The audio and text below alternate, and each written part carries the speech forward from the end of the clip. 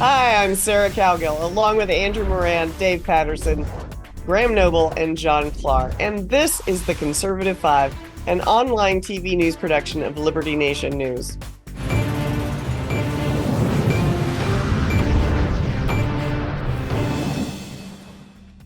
The Israeli Iron Dome is a metaphor for an anti-ballistic missile defense over the continental United States. Something many of you may remember critics mocking President Ronald Reagan's Strategic Defense Initiative by calling it Star Wars. Before the end of this century. During Trump's nomination acceptance speech, he made missile defense of the U.S. a major national security initiative. Build an Iron Dome over our country. Once upon a Cold War time, Soviet Union was the foe the government tagged as a mutually assured destruction near-peer enemy. Seems easy peasy until you had China and North Korea and a skittery Iran in a global chest puffing contest. Dave, is this long overdue? Is Trump just saying, or does he have a plan? Well, it's not long overdue. It's sort of, muddling along. When Reagan proposed the Strategic Defense Initiative, he had in mind a robust combination of space-based laser weapons and, plus ground-based missiles capable of actually hitting an incoming ballistic missile.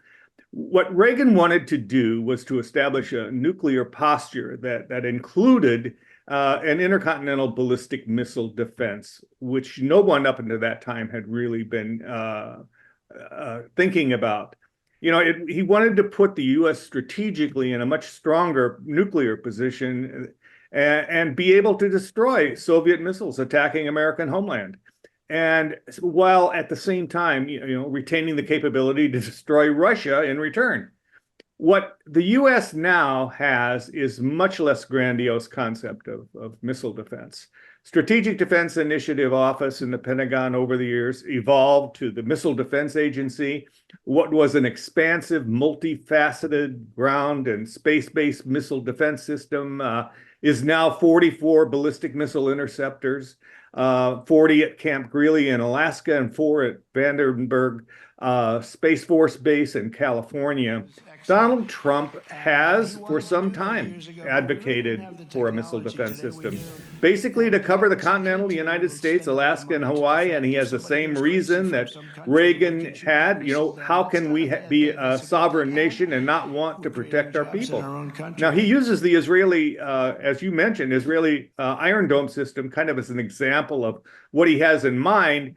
But the Iron Dome system covers about 63 square miles, and really you'd have to have thousands and thousands of these things, plus the fact it doesn't have a high altitude capability. Their Arrow 3 missile system would actually be better, but he's not the only one who believes that the U.S. needs a more layered and comprehensive missile defense system. The Heritage Foundation's Project 25 makes missile defense a top priority. Such a defense, though, is not just ground-based missile sites. The threats have evolved over the years as well, Sarah, and the U.S. faces hypersonic maneuverable warheads. I mean, that's pretty significant, and they're very difficult to hit. And obviously, maneuvering at Mach 5 or better.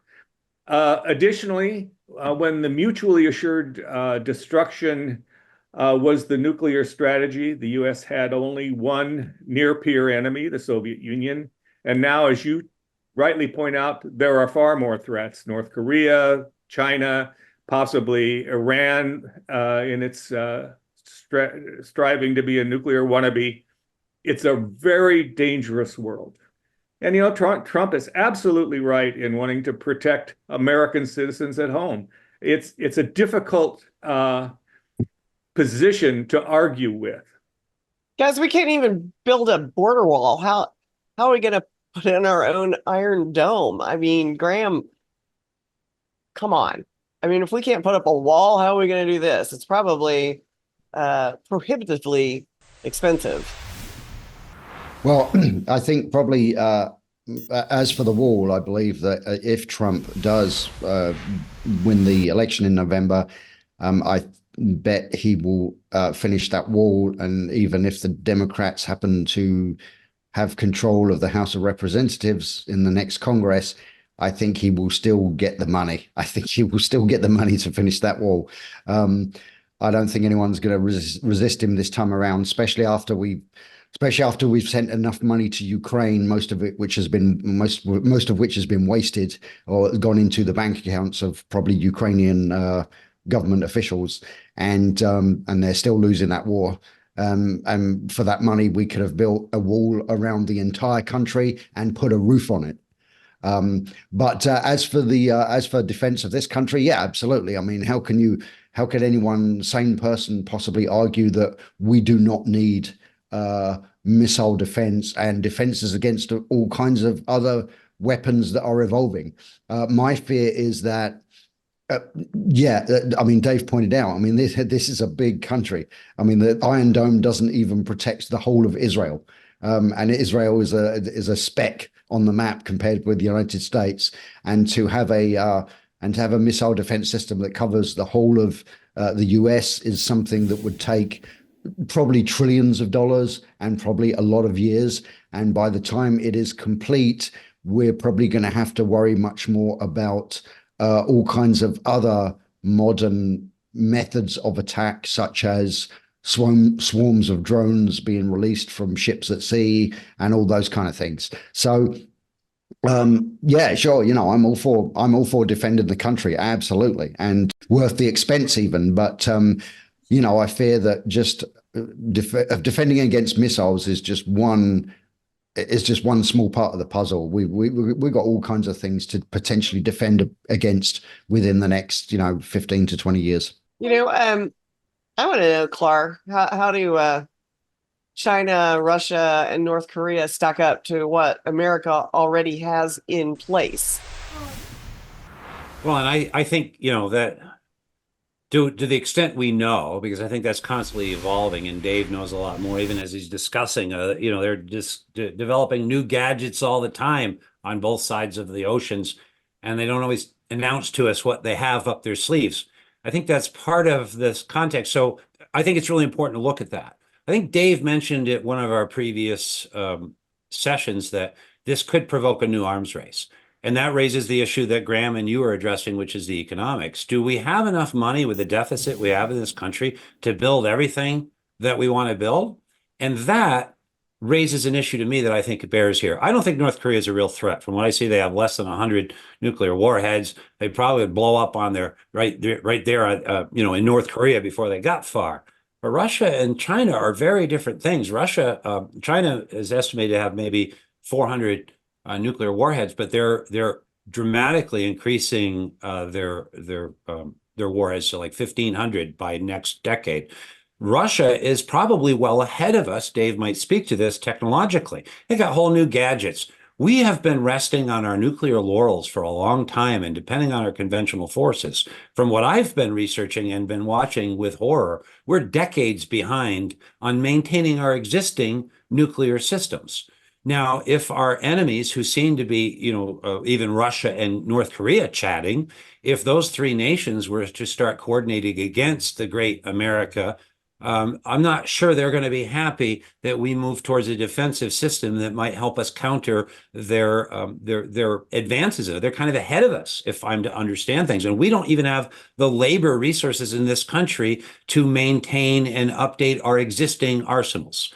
I actually watched a whole documentary about this recently. I hope our enemies don't notice, because if you have incompetent presidential leadership coupled with someone who is coming in to put in an SDI type of defense that might render all of your offensive weapons ineffective, then maybe you strike now. So I think there are economic risks, and I'm inviting Dave. Dave said, who could argue with it? I'm not. That invites me to play devil's advocate. But I'm not sure economically whether we can win an arms race without destroying ourselves economically. And then, as Graham pointed out, is our real risk nuclear holocaust, or is it a new disease, or is it an EMP, or is it AI that takes over our nuclear bombs and drops them on us? I mean, this is a new world, a brave, maybe not brave new world, but anyway, that's just throwing out some ideas. But so in answer to your question, Russia has more weapons than us, but I think they're also more advanced in their technology and their ability to deliver those weapons than us. And China, who knows what they're doing? I actually think If you look at their history, they're not as amped up in this nuclear war, but they may be getting there. And I don't think we want to give them an incentive. That'd be a big dome over China. So do you think, Andrew, that we're really not ready to do this kind of Iron Dome? I mean, do Well, you agree?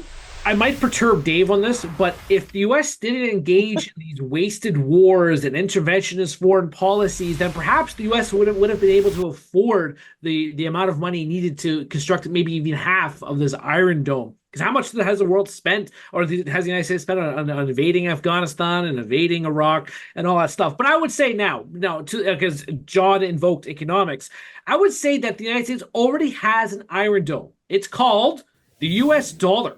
Now, the U.S. might run in Duncan, but the world runs in the dollar. 80% of oil transactions are done in the dollar. 60% of the world's currency reserves are denominated in the U.S. dollar. You look at the recent Treasury data, foreign holdings of U.S. debt grew to, I think, a record of $8.2 trillion. China is the second largest holder.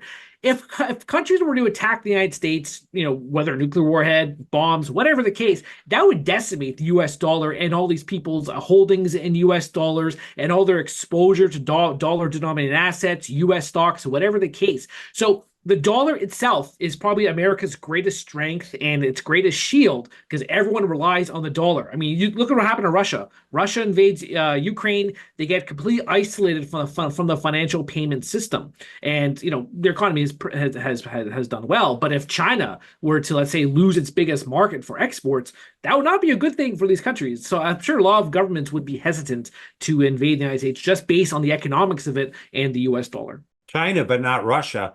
And if we're depending on our dollar, I think we need to do some maintenance there. And I'm sure you'd agree. Yes, I would agree with that. However, Russia does what China says, and China is the one that has a lot of exposure to the U.S. And I'm sure they have a lot of pushback. Because I highly doubt, we talked about de-dollarization a lot on this program and a lot on LibertyNation.com, but the alternatives in this world are not very realistic. I mean, even a BRICS currency, all these countries, their totalitarian leadership, a lot of intervention, manipulation of currencies. So the U.S. still is dollar dependent. The dollar hegemony is going to remain intact. And, maybe it'll be when I'm an old man, but, the dollar will continue to be the king. All right. So we know Trump's got a plan to up our defense systems. What about the other candidates? I mean, is RFK Jr. saying anything? It was Biden, now it's who knows. But if it's the second part of the Biden ticket, if she sticks with the Biden plan, how does that look moving forward with defense systems in any administration that we're going to have? It's not looking really that appealing, actually.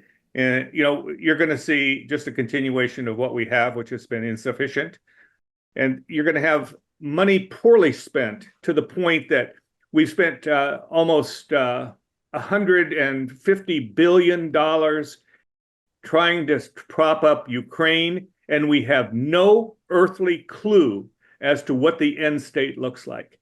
That's throwing good money after bad. If Trump has a way of sitting down with Putin and Ukraine and saying, hey, look, Mr. Zelensky, Mr. Putin, these are your choices. Because on the one hand, we can get really stingy, Volodymyr, and we can get really tough with you on sanctions. I've looked at the sanctions and they're not particular. I mean, okay, they're pretty comprehensive, but they're not restrictive. Mm-hmm. Russia has actually increased its worldwide revenue as a consequence of these really restrictive sanctions, and so more can be done. And so there is a stick that Biden has failed to use. Kamala Harris will probably not be inclined to use because she doesn't understand its point. So I think that what needs to be done here in terms of overall U.S. defense initiatives. We can increase the the missile defense more than 44 missiles and be headed toward in a very deliberate and structured and responsible way. And because there's a lot of, as Graham pointed out, there's a lot more than just ballistic missiles that we have to deal with. But at the same time, I think that that it would appear as though the Biden administration and Biden light coming in will probably not do anything any differently. And as we've seen, that's not been very effective. Well, and And of they- course, yeah, they have- the big thing here is the border as well. The southern border represents actually, we're talking about missile defense. I know the theme of the segment was missile defense, but you look at how much danger we're in from our southern border, and if whoever succeeds Joe Biden actually manages to pull off a win in November, which would I personally, I find that very hard to get my head around that that's even possible. But if they were to do it, our border will continue to be open. Those illegals will continue to flood in, and we will be in increasing amount of danger. I mean, forget missiles. That'll be the least of our worries. And I think that's the threat. And in answer to your question about Kamala, to the extent she tries to make national security an issue, I don't think she has much credibility. This is an administration and a party that has made social justice causes like late trimester abortion, illegal immigration, and reparations for 200 years ago their top issues on their platform. They can't very well shift them now. And as Clinton or others have observed, I think it was Carville originally, it's the economy, stupid. That's been rising to the top. The border's been rising to the top. But there's a lot going on of skirmishes around the world right now with the Russians and the US and China that looks pretty scary. And you don't see it a lot in the mainstream media. Why? Because it would destroy what the Democrats have done. They have been fiddling while Rome burns. Our enemies around the world are cackling as we are battling with a fentanyl crisis and divided against ourselves over social issues while we allow our nuclear arsenal to rust into the ground.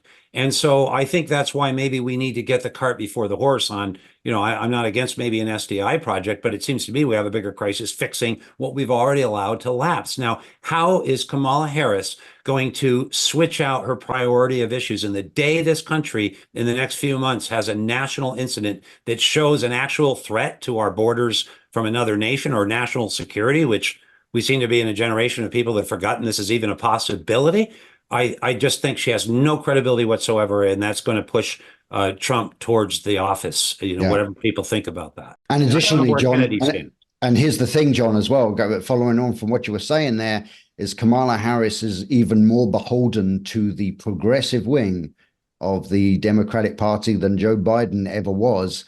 And so she and, progressives, they don't even want to talk about national security. It's of no interest to them, national security. They want to talk about, what you were saying. It's all about the social justice issues. The only foreign intervention we're going to have if we have a Harris administration, the only foreign intervention is going to be sending, a couple of $100 million to buy dresses for transvestites in Uganda. I mean, that's what it's going to be. So Kamala Harris is not indeed going to pivot to any kind of start talking about national security because the progressives don't want her to talk about that. She's going to hammer on abortion mostly, and then the other social justice issues. I think this is where actually the Republicans do have an edge here in terms of talking with the American people. I mean, they're going to have to deal with things like, excuse me, but you've spent billions on the Sentinel system, and you didn't realize that you might have to replace the copper wiring put in the ground in 1970 with fiber optics. Oh my gosh, they've got to deal with not only improving and enhancing, but also being much more adult about the weapons that they buy. Things cannot continue to be pushed to the public at one price and purchased at 10 times the price. That is not going to work for anybody. All right, guys, we're going to have to wrap this up, but we will talk more about the candidates in Homeland Security plans as we near the election, at least when we have a Democratic candidate for real, join Trump and an independent Robert Kennedy Jr. maybe on the debate stage. Well, thanks for tuning in. Thanks, panel.